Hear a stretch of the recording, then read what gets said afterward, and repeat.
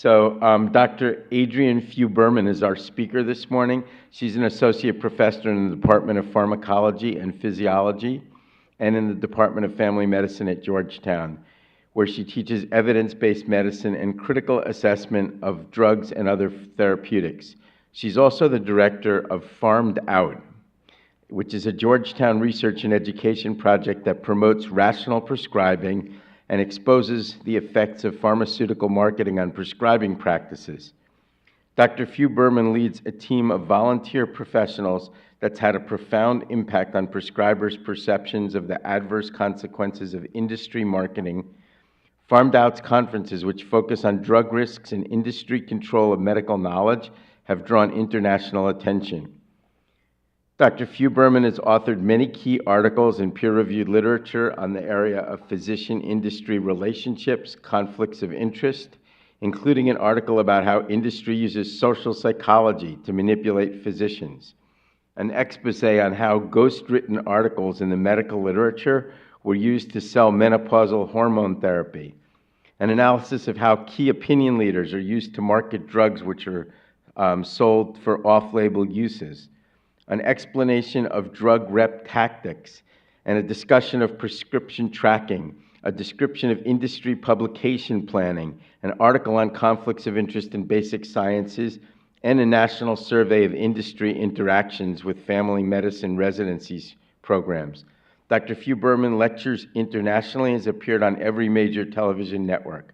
She also works with the Washington, D.C. Department of Health on the D.C. Center for Rational Prescribing, which provides free, industry-free, continuing medical education and resources to D.C. prescribers and pharmacists. Dr. Fugh-Berman's an expert on botanical medicine and dietary supplements and author of the clinical text 5-Minute Urban Dietary Supplement Consult. Before doing what she's doing now, she was a medical officer in the Contraception and Reproductive Health branch of the NIH, National Institute for Child Health and Human Development. She worked with the nonprofit Reproductive Toxicology Center and edited an award-winning CME newsletter on women's health. She graduated from Georgetown University School of Medicine, completed a family medicine internship and residency in social medicine at Montefiore in the Bronx, and hopefully will arrive any minute.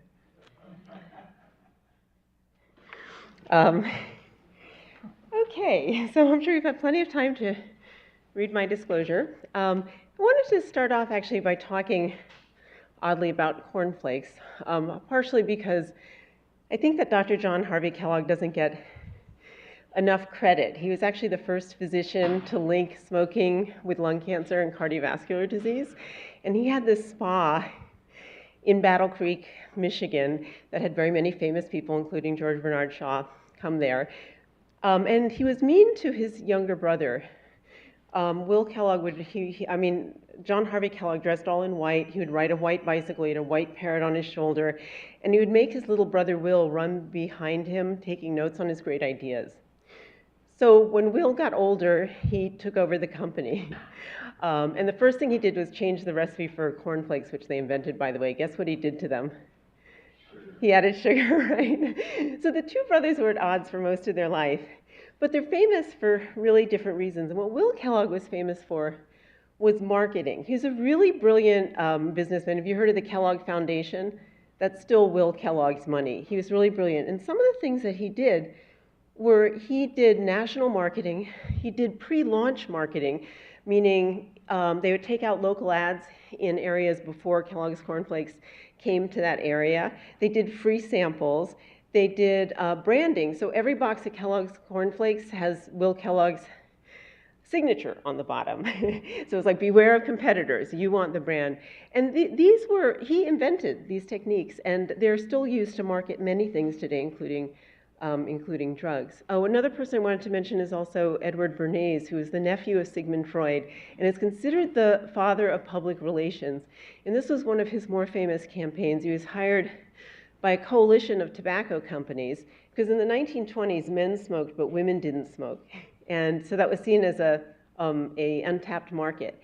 So what Edward Bernays did was he created a campaign linking smoking to feminism. It was called the Torches of Freedom campaign. And to launch it, Edward Bernays' secretary lit up a cigarette in the middle of Madison Avenue, because not only did women not smoke, but smoking on the street was considered particularly unladylike. And she announced that women were just as good as men, and smoking proved it. This really increased smoking rates among women, and I think is a good example of a marketing campaign that doesn't seem like it's actually a marketing campaign. All of these same techniques are used by pharmaceutical companies to target physicians as well. And usually they're targeting physicians who write a lot of branded prescriptions, but that's not always true. If you're a teacher, even if you never write any prescriptions, they will target you. If you are a specialist, like a cardiologist, cardiologists don't write that many prescriptions compared to family medicine docs, but they control a lot of physicians, because often when a cardiologist writes a prescription, the primary care doc will perpetuate that prescription until the cardiologist changes it. So they control a lot of prescriptions, even if they don't write that many. Of course, anybody on a formulary committee would be targeted, but basically anyone who controls market share. And actually, I have an article coming out next week. You guys can be the first to hear about it, but I have an article coming out next week in PLOS Medicine on how people with hemophilia are targeted individually by pharmaceutical companies, because each one of them controls market share. Whoever controls market share will be targeted. Most of the graphics that I show you are going to be from industry. So this is from Pharmaceutical Executive magazine. And I understand, so drug reps are not allowed at Mount Sinai, is that right? Yes, good for you guys. I'm going to make you feel good about this decision. So drug reps are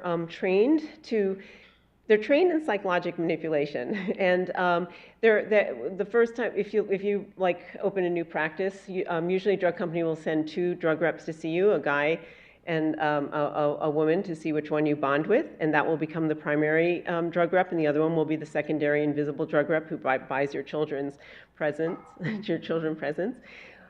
Drug reps are trained to look around an office and sort of see, is there a guitar in the corner? Do you collect Kachina dolls, whatever? And all that information is taken and shared with people back in the company, including personal information if you're going through a divorce or have a bad diagnosis. All of that is taken back to the company and used to manipulate you personally. I have a museum in my lab of pharma items, and in 2009, pharmaceutical companies voluntarily stopped distributing these reminder items.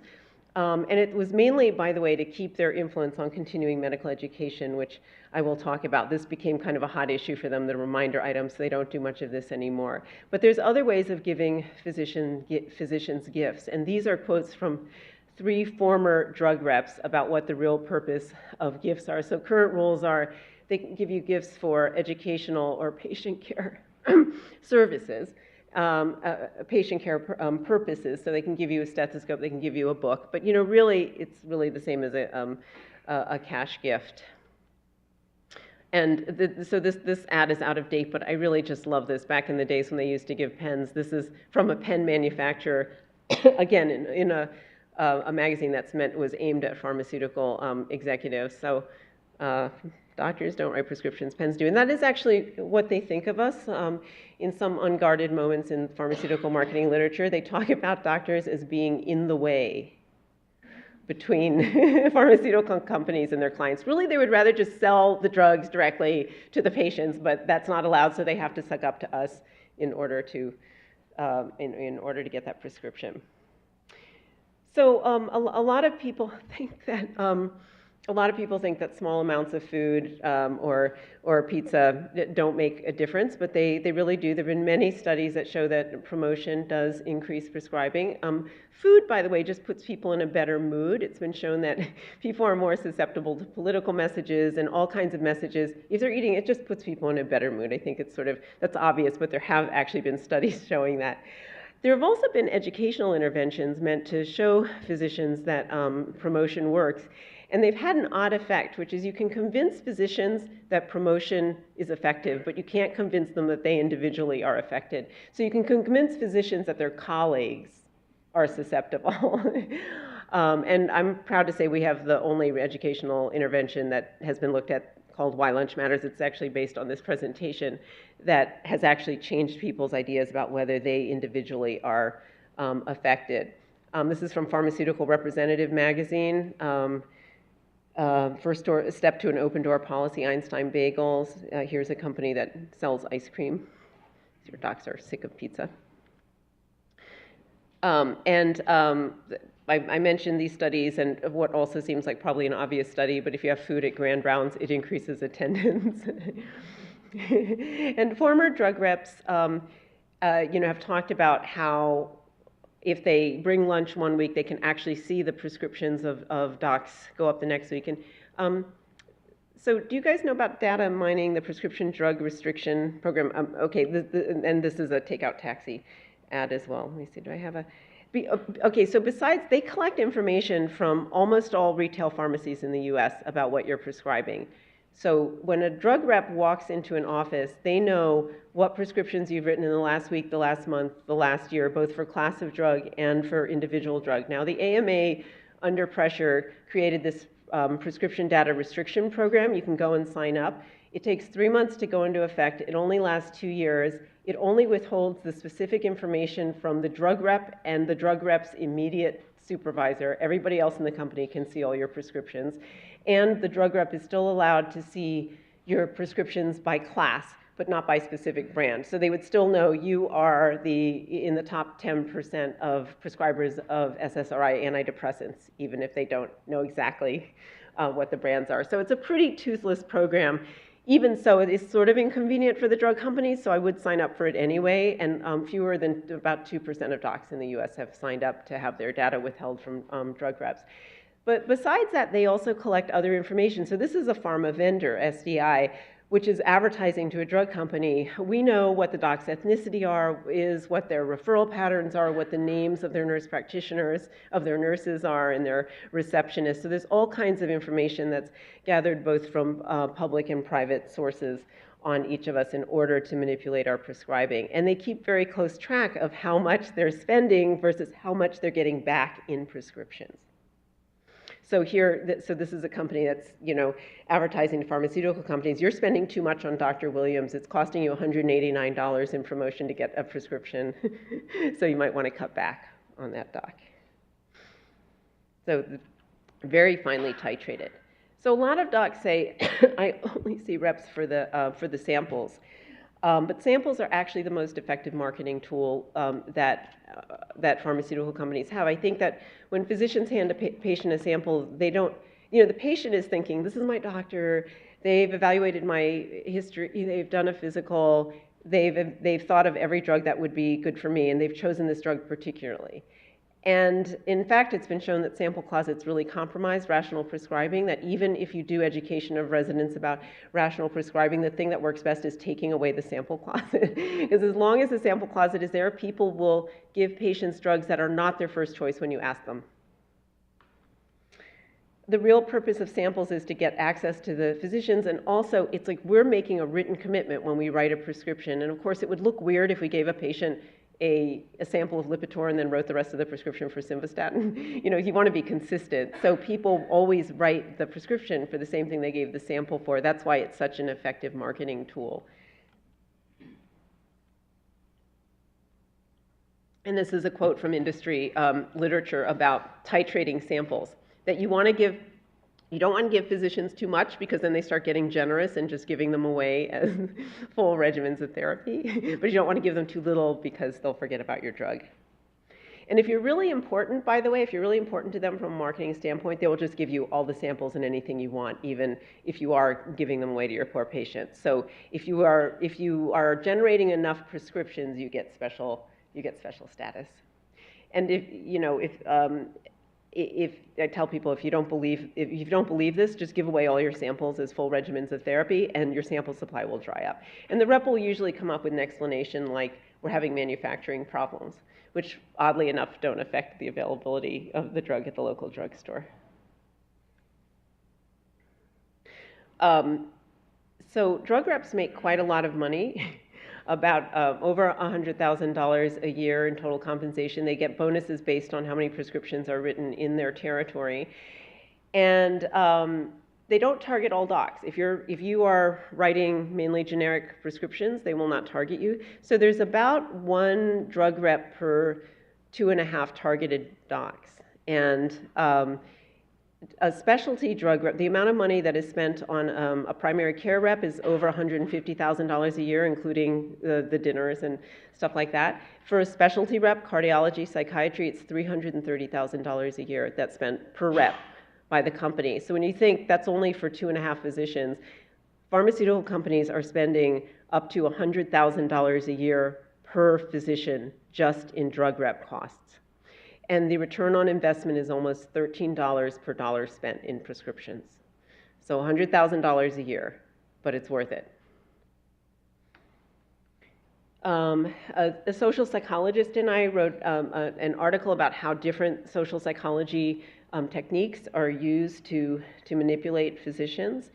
And one of, I think, the most effective ones is using our leaders, what industry calls KOLs, or key opinion leaders. So opinion leaders are actually, they're evaluated, they're identified at every level. So like even if you are even if you're a country doc, there's still like the older country doc that everyone relies on for difficult diagnosis or whatever. So that would be a local thought leader or opinion leader. And then there's the regional or state level. And then there's nationally known KOLs who tend to be academics at academic institutions.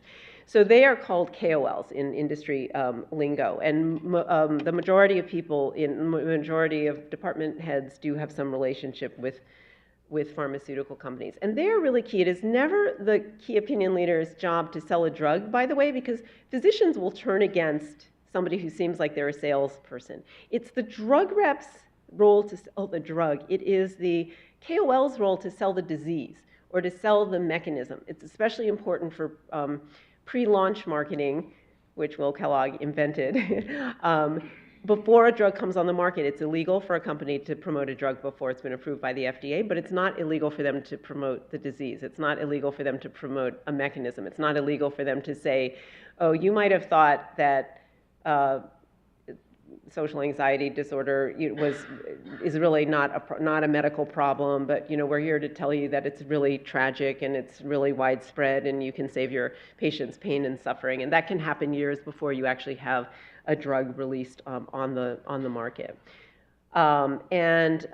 So speakers, so people are recruited, doctors are recruited. This is just from a hotel at the last talk I gave. Are recruited and they're trained by companies in promotional talks. And what's really interesting to me about this is that docs who are trained in promotional talks will then use those same company slides in continuing medical education programs because they're always nice. Drug companies always make really nice slides. But they always have marketing messages in them, and the marketing messages may not be at all obvious. So this is also from industry literature. This is all the people that the KOL, all the network of people that can be affected by the key opinion leader, and so how important it is. Now, a lot of our key opinion leaders say, well, the company that pays me doesn't tell me what to say, and that's totally true. Like if you are an up-and-coming academic, so you're a young faculty member and you're doing some research or whatever, drug companies will send executives to meet with you, just take you to a nice dinner, nice wine, just ask you about your research. They're not asking for anything. And, but what you say may determine whether they then groom you as a national KOL, fly you around to meetings, write your articles for you, pay you a lot of money to do consulting or whatever. That's usually fake consulting. It's really just a way of giving you money. And so what happens, and if so let's say you say anti-osteoporosis drugs are, you think they should be put in the water, you might be groomed by that company. But if you say you think people should get more exercise and take more vitamin D, you will still get that nice dinner with nice wine, but that's it. So what happens is that discourse at national meetings tends to be it's distorted, that most of the people there are being paid by pharmaceutical companies to be there, and we don't learn about counseling people about diet, counseling people about exercise, or we don't hear critical perspectives about specific classes of drugs because they're just not being asked to those meetings. And there have been cases of KOLs who started going against the company message, and they're like just dropped like a hot potato.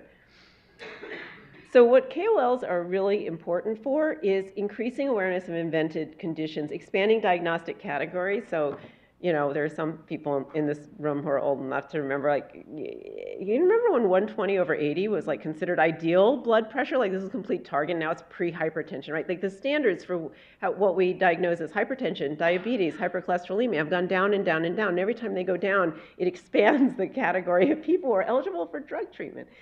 KOLs are important for promoting off-label uses, because drug reps can't talk about off-label uses, but doctors can. We have free speech.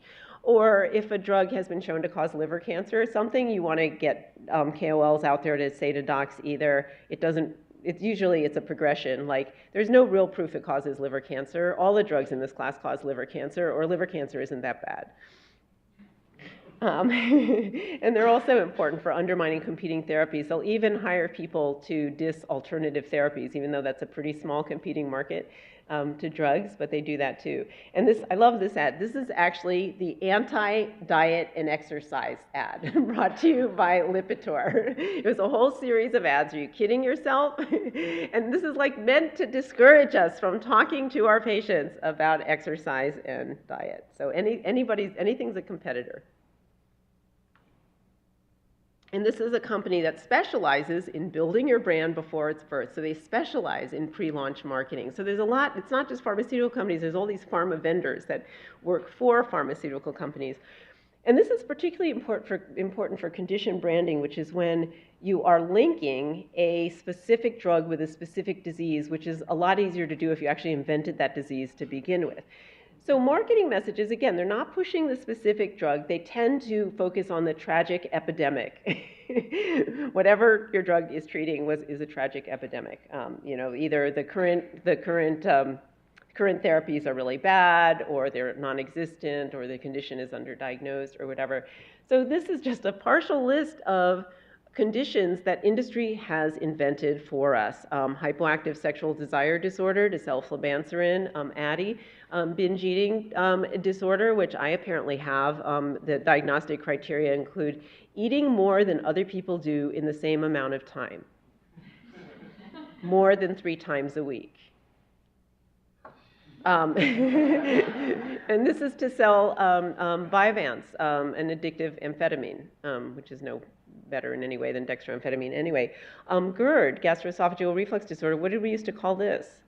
Heartburn, right? And I'm, you know, and I mean, actually it's really wonderful to see Neil and Red, whom I met in, I think, 1989, at Montefiore in Bronx, Lebanon. But you know, family medicine, we're taught to elevate the bed, use Tums. There's all these different things that you can do but this is a really brilliant marketing campaign for the purple pills, because of course if people just take PPIs for heartburn, that's not every day. You can sell a lot more drugs if you get them to take it every day. And what's really great is that there's a rebound effect. So if you're on PPIs for a while and you stop taking them, you feel really bad, and then you feel like you have to go back on them again. So it's really pretty brilliant. Social anxiety disorder, what did we used to call this? Shyness, right? Yeah, anyway, so this is just a partial list. Some of them are newer or older versions of these. So here's a medical condition you might not have really grasped the seriousness of. Severe underarm sweating. See, it's a medical condition that can be treated. So there's a lot of this medicalizing of daily life and common problems. Another marketing tactic is to rename a drug, because if you know, fluoxetine, Prozac was a best-selling drug, but once it started to go off patent, they basically used KOLs to convince people that there was this condition called premenstrual dysphoric disorder, and then they were sold the same drug, fluoxetine, in the same dose, 20 milligrams, although the color of the capsule was different, and you can get a new patent on that.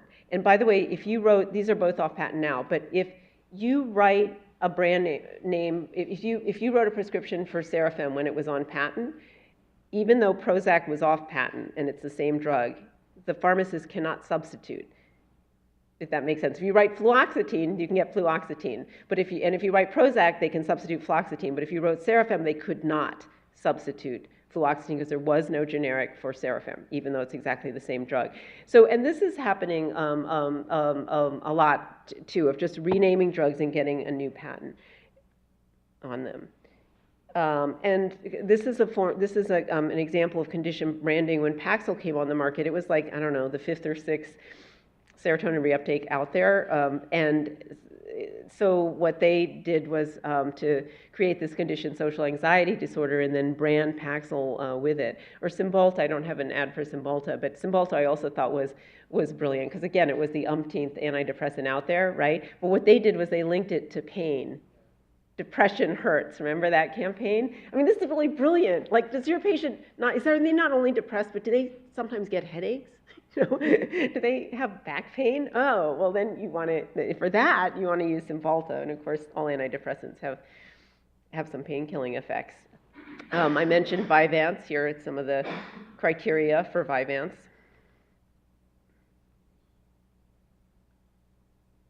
Hypoactive sexual desire disorder, which I've done a lot of work on, has been really fun. I just did a debate at ACOG on this, where industry lined up 15 people at the mic to just yell at me after the debate. It was really, they also told me there was going to be this Q&A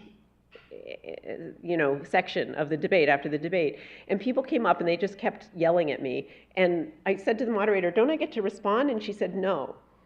So it wasn't really it was just questions and comments, like you weren't actually supposed to respond. I couldn't help yelling at a couple of people. But anyway, this is developed to sell this really bad drug, which luckily doctors are really staying away from, and patients are really staying away from in droves. This drug, flibanserin, which was a failed antidepressant, causes sudden prolonged unconsciousness, requiring medical intervention, and blood pressure drops of up to 40 points. One dose is as sedating as 4 alcoholic drinks, but you can never mix this drug with alcohol. You have to take it on a daily basis, and you can't mix it with alcohol because that really increases adverse effects. Plus, it doesn't work. This is Addy, which I think the company, well, it's not doing very well for the company, let's put it that way. They've stopped running these advertisements for low T after the FDA required a label change on testosterone. But remember a couple of years ago, and this was really ubiquitous, they really took the playbook from promoting estrogen to menopausal women to promoting testosterone. And you can still find these tests on the web. Could you have low T? And these are really wonderful tests. We gave them to people in my office, and everybody failed, including the 22-year-old women, because the test has things like, is your sports performance less than it was 5 years ago? Do you fall asleep after dinner? Do you feel sad and or grumpy? Anyway, very, very easy test to fail. Well, why does this matter? There's more than 10,000 drugs on the pharmaceutical market, and nobody wants to memorize the indications and contraindications for 10,000 drugs. But there's a lot of older drugs out there that are just as good or better than new drugs. There's been every government-funded study that has compared older drugs to newer drugs have found the older drugs equivalent. And of course, drug companies are not going to fund those studies. But more than half of promotional expenditures are spent on the top 50 drugs. About 80% is spent on the top 250 drugs. And most physicians can't name a drug that is below the top 100 list. So we're ignoring a lot of drugs, and this is true even in like antibiotic resistance. There are these laws being passed in Congress about giving pharmaceutical companies money so they can come up with new antibiotics. It turns out that older antibiotics like clindamycin are effective against even antibiotic-resistant bacteria because bacteria haven't seen them. They're new to them. Nobody's used these antibiotics in 40 years. So sometimes even for problems like antibiotic resistance, the answer is not always new drugs.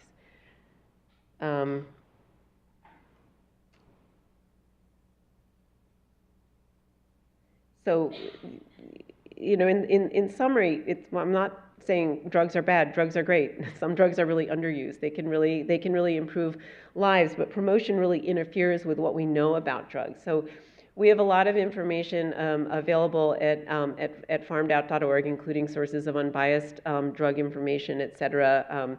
I do have some promotional items. Since pharma stopped distributing pens, we started, so at least for the people who aren't remote, we do have some pens. And then I also have another project that I just wanted to mention to you, the DC Center for Rational Prescribing. This is actually funded by Washington, DC Department of Health, and it's in coalition with George Washington University School of Public Health. But we're creating pharma-free, independent continuing medical education that's online. It's free to DC prescribers.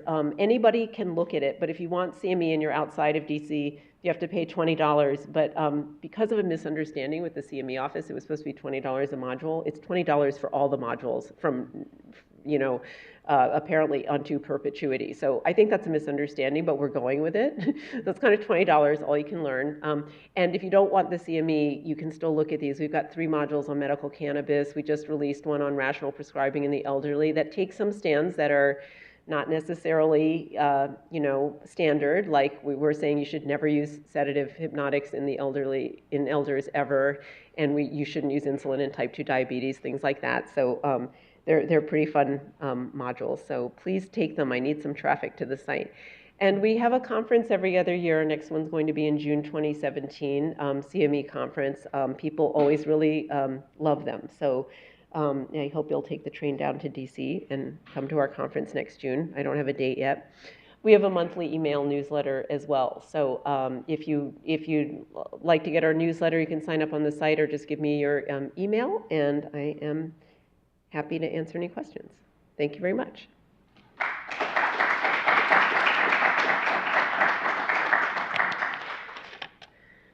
Or comments or stories.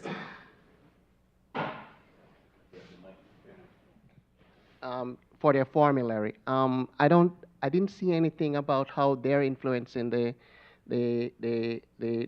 exclusive pharmacies that these health plans are contracted with. How are they doing that? Yeah.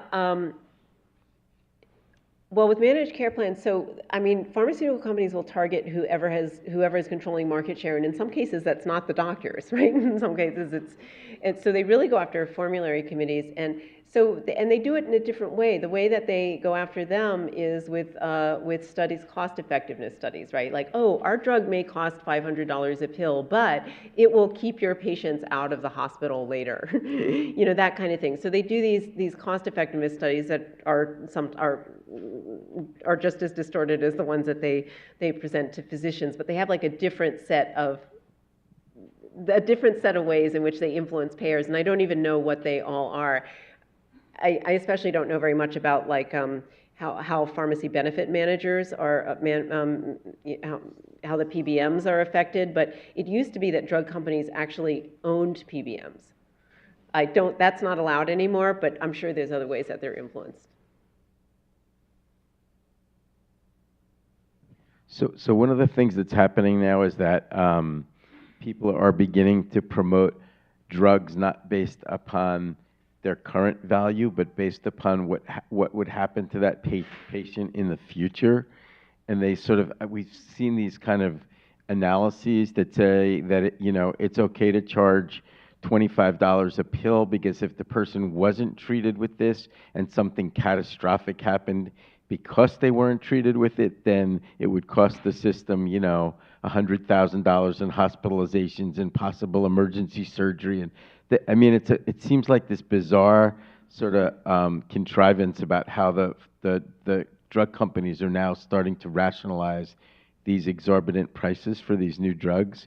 I mean, the first one that I saw was obviously, for Hep C. So you think it costs a lot to treat it, but think about how much it costs to not treat it. When you get one case of a person with hepatic carcinoma, and blah, blah, blah, and all these things. And they extrapolate this stuff out to some absurd point where it looks like you're saving $10 for every dollar you're spending on this ridiculously priced drug. Yeah, and yeah, the Hep C drugs are a really great example. And there's a lot that we don't know about the Hep C drugs, including their actual long-term effect. So we know that you get sustained viral suppression at 3 months, but we don't actually know about years later. People do relapse, and so these drugs are just, they're really going to bankrupt the system. But Sharon Levine from Kaiser Permanente at our last conference talked about this, and we'll be releasing her talk on. We've been editing videos, and we'll release her talk on the web at some point. But she said it would be cheaper to give everyone who needed a liver transplant than to give everyone with Hep B these drugs.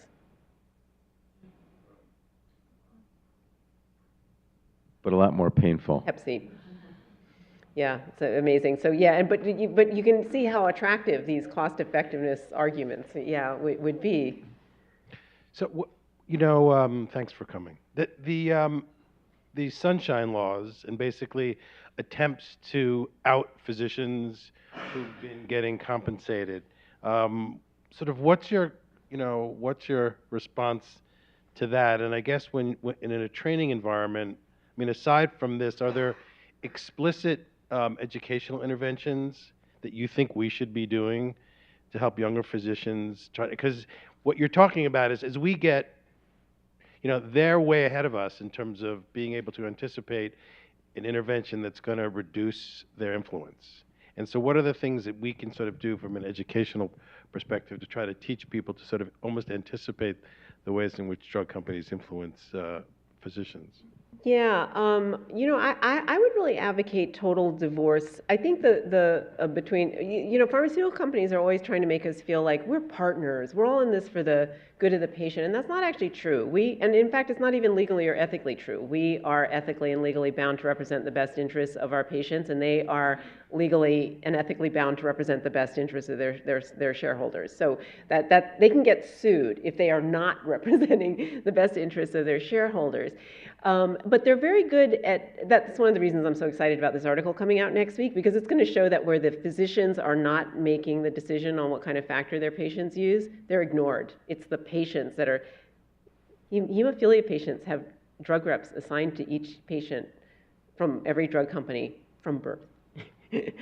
So, and so it's going to be interesting to see how doctors react to when you're not important, or when the payer is more important, the doctors are going to get ignored. You're not actually important to pharmaceutical companies, except for being in the way between them and their real customers. So I would say that the most important thing is you can't game the system. You can't just have, just take samples, or just, go to CME's talks that are sponsored by pharma or whatever. You can't just extract the good stuff and leave the bad stuff, because they are totally outsmarting you. We're all physicians are really smart, and we're really good at many things, but we're not trained in psychologic manipulation techniques, or most of us are not. Most of us do not have a sales background. We're not trained in this stuff.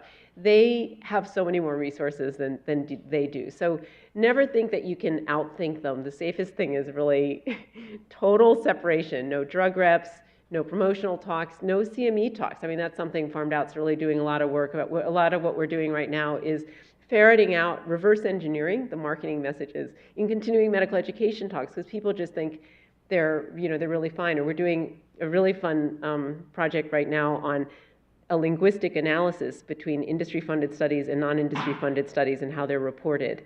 Because anyway, so there's lots of things that people think, well, it's CME, it can't be promotional, or it's a randomized controlled trial, it can't have a marketing message in them, but they do. And they're hard to see, and unless you're specially trained, you can't. So you should just assume that you are vulnerable, you can be a pawn, and that would help. It just doesn't stay under your control. And I actually have a whole talk on adherence and compliance, because a pharma has really expanded this issue beyond all beyond all reasonableness. So, there certainly are in tuberculosis and HIV, medication adherence is really important. They've extrapolated that to all of these other areas. And in fact, if you look at almost any study, If you look at people who adhere to a regimen, they always do better than the people who don't. However, there have been dozens of analyses now that show that the people who adhere to placebo also do better than the people who do not adhere to placebo. Why? Adherers are different. They are type A personalities. They are doing other things for their health. The people who are willing to take that placebo 3 times a day are not normal. So in fact, the adherence compliance literature is actually really corrupted. People don't seem to know about all this literature on the effects of adhering to placebo. And when you actually look at the science behind this, there's only a few drugs for which adherence actually has been shown to improve outcomes. But you can imagine how much pharmaceutical companies hate it when they have totally convinced the physician to write this prescription, and then the patient goes and doesn't refill it. It's a pain point for them. There's lots of articles, and I've got great slides on pharma complaining about how much money adherence, lack of adherence is costing them. So yeah, I mean, in some cases, but we have to be making those decisions in a room without pharma in the room.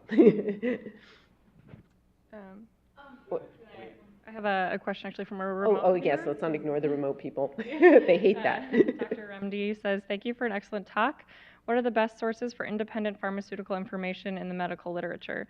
How does one weed out biased research articles with hidden pharmaceutical influence? Okay, I hate that question because I don't have a really easy answer, but I do think, so I personally think that the best medical therapeutics newsletter is Prescribing, which is, I'm probably not pronouncing it right, Prescribing. It's a French newsletter. It is available in English, and I like it so much better than the medical letter or the prescriber's letter because it's very directive and it's very thorough, and they look for unpublished studies. It's available in English. It costs about $200 a year. It doesn't currently have CME available in the US, but I think that's the best. Medical letter, prescriber's letter, they're okay, but medical letter actually sends its articles to pharmaceutical companies before they publish it, and I have seen a lot of marketing messages in them. I subscribe mainly so I can write nasty letters every month about the amount of industry influence in their stuff. Yeah, and in terms of medical literature, that's really difficult. There is really a lot of corruption in the medical literature, and it's something we're trying to ferret out. But I think some of the current work we're doing will be helpful. Our publications are available on our website. So yeah, stay tuned. Subscribe to our newsletter. We'll provide news. But just once a month. We don't spam people. I was just wondering if you're aware of any advocacy or legislation around rolling back the pharmaceutical company's ability to market directly to patients. Like, I remember when that wasn't allowed, right? And are we going to go back to that time? Because it seems like it's not doing anybody much good except the pharmaceutical companies. Yeah, I'm not aware of any sort of current efforts on that. I will say that pharmaceutical companies have been they don't consider it that important, interestingly. Yeah, because when it comes right down to it, when the patient comes into a prescriber's office, the prescriber can talk them into another drug, right? But so it's good backup, like patients are happier if they are familiar with the drug from TV, and of course DTCA also is, directed at physicians as well. Yeah, so it's important. It's probably not as important as the more subtle ways in which it's been, at least, according to pharma, they get more bang for their buck trying to manipulate us. Last question. What are your thoughts about the PAP program, the pharmacy assistance program, if they're not doing this out of true altruism? The pharmacy assistance programs. Patients who don't have any other means of... Oh, the copay. Oh my God, great. So great article on exposing copay charities in Bloomberg a couple of weeks ago, and it's actually like spawned lawsuits. I actually think Southern District of New York is suing these places. They're totally pharma funded. These copay charities are totally pharma funded, and there are ways to get around payers because, of course, payers have, they've got a tiered system in order to discourage people from using irrational drugs, right? And when these copay charities, they pay the copay, it's still costing the payer the full price of the drug, right? And anyway, this Bloomberg article shows that that when patients asked for drugs that were sponsored drugs, they got them immediately. If they asked for drugs that weren't, they were either put on a wait list or never got the drugs. So they're really just a way to sell the drugs at full price. Big deal. They pay a $50 copay. if the drugs are $100 a pill. It's nothing. So there was a great expose just a couple weeks ago in Bloomberg News. Free drug. I feel like that's okay. Yeah, thank you for explaining that. Yeah, so yeah, these copay charities are a way that they can make money off doing that. But like, if they can give away drug. That's that's great. But they don't like to do that particularly. They'd rather do the copay charities. Yeah. Great. Well, I'll be around for a few minutes again. Heartfelt apologies for being late.